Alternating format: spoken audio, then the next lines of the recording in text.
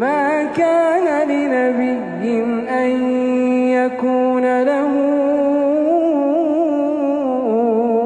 أسرى حتى يثخن في الأرض تريدون عرض الدنيا والله يريد الآخرة والله عزيز حكيم.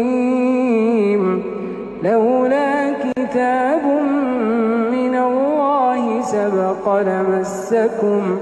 لمسكم فيما أخذتم عذاب عظيم. فكلوا مما